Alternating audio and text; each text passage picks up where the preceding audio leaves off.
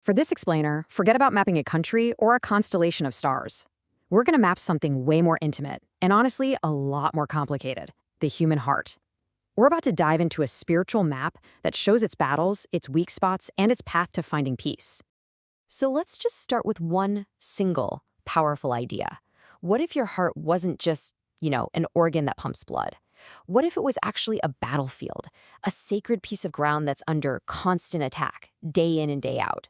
In the Islamic tradition, the heart is called the qalb. And what's so fascinating is that this word comes from a root that means to turn or to flip. And that's the whole idea, right? Your heart is never static. It's always moving, always turning, either toward light or toward darkness. And because it's always in motion, its direction becomes the ultimate prize in the war for your inner world. Okay, so if it's a battlefield, who's actually fighting? Well, on this map of the heart, there are basically two opposing armies, and they are constantly fighting for control of this turning center. The battle lines are drawn pretty clearly. On one side, you've got the forces of truth, and their whole mission is to pull you towards the divine. Their allies? Angelic inspiration, a sound intellect, and something called your fitra, which is like this innate moral compass we're all born with. Fighting against them are the forces of falsehood, trying to drag you into a state of just being unaware, being heedless. And their weapons? Well, they use the whispers of shaitan, the desires of our lower self, and the pressures of a corrupt world. So how do these forces of falsehood actually attack? I mean, they don't just charge blindly. They're way more strategic than that. They exploit specific vulnerabilities, these weak spots in our spiritual armor that the tradition calls the gates of the heart. And the primary gate, the enemy's master key to our heart, is kibr, arrogance. I mean, think about it. This was the original sin of Iblis, of Satan, who refused to bow to Adam out of pure pride. It's that voice inside us that says, I know better, the one that refuses to take criticism or admit that it was wrong. And from this one single gate, so many other spiritual problems find a way in. And get this, a mustard seed. We're not talking about some big, obvious tyranny. We're talking about that tiny, almost invisible feeling of being better than someone else. That little bit, all by itself, is enough to lock the doors to the divine. It's spiritually devastating. So what's the cure? It's tawaldor, or humility. It's really the simple, grounding practice of just remembering where we come from, humble clay, and where we're all going, right back into the earth. That perspective just instantly pops the bubble of arrogance. The next gate is hasad, or envy. But this isn't just about wanting what someone else has. No, it's darker. It's the sickness of actively wanting their blessings to be taken away. It's like drinking poison and hoping the other person is the one who gets sick. The destructive power of envy is compared to a fire eating dry wood. Just think about that image for a second. Every good thing you've done, every positive effort you've made, can be completely burned up and turned to ash by this internal fire. It leaves nothing behind.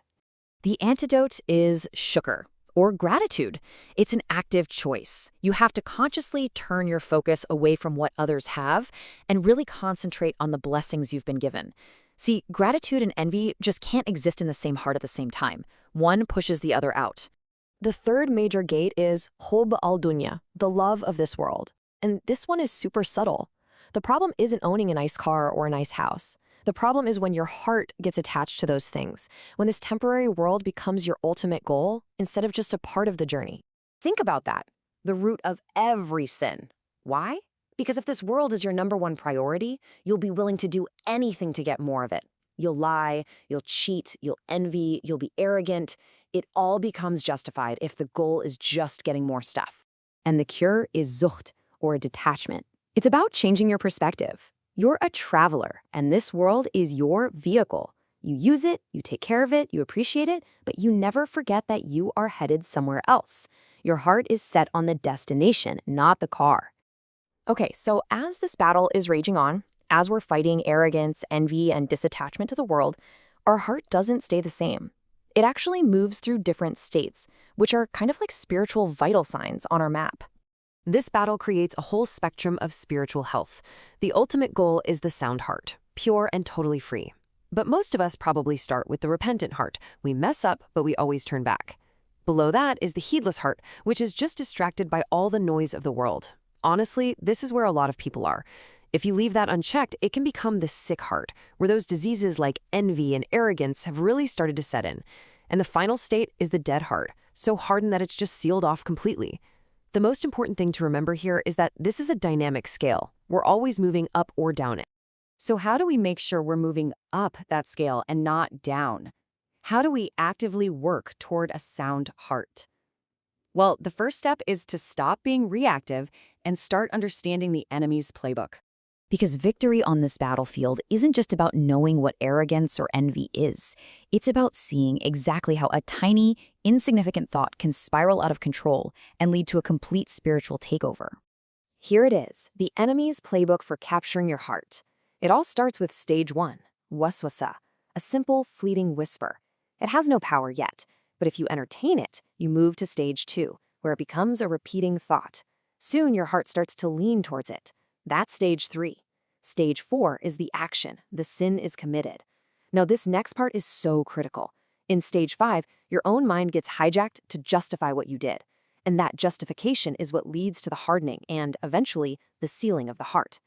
The entire battle is won or lost at stage 1. The faster you can recognize and just dismiss that whisper, the easier the victory. And this brings us to the end of our map. We've looked at the battlefield, the forces, the enemy's entry points, and their strategy. But what is the ultimate goal of all this struggle? What is the destination this map is supposed to lead to?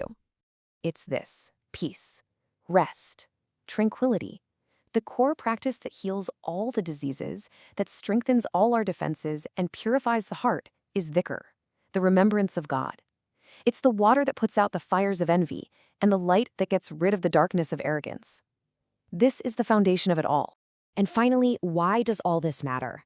Because on the ultimate day, when everything we chase in this world, our money, our status, even our family, is completely useless, only one thing will have any value: the state of your heart.